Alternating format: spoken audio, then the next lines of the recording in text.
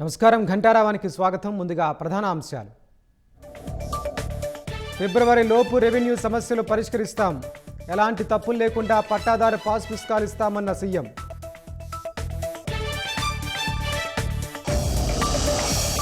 Raghurama custodial torture కేసులో 5వ రోజు సునీల్ నాయక్ విచారణ, సీన్ రీక్రియేట్ చేసిన అధికారులు.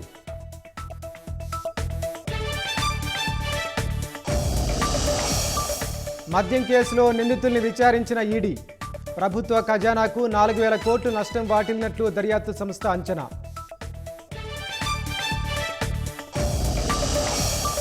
అనకాపల్లి జిల్లా ఏటికొప్పాకలో బాలుడి మృతిపై వీడిన చిక్కుముడి, తోటి విద్యార్థి నాటు తుపాకీతో కాల్చడంతోనే మృతి చెందినట్లు నిర్ధారణ. ఇరాన్ ఇజ్రాయెల్ మధ్య భీకరంగా సాగుతున్న యుద్ధం, చమురు క్షేత్రాలపై బాంబుల వర్షం.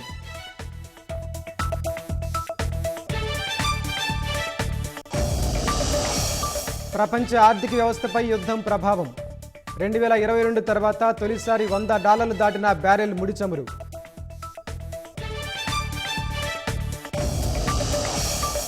దేశీయ స్టాక్ మార్కెట్లపై పశ్చిమాసియా ఉద్రిక్తతల దెబ్బ, 1,353 పాయింట్లు పతనమైన సెన్సెక్స్.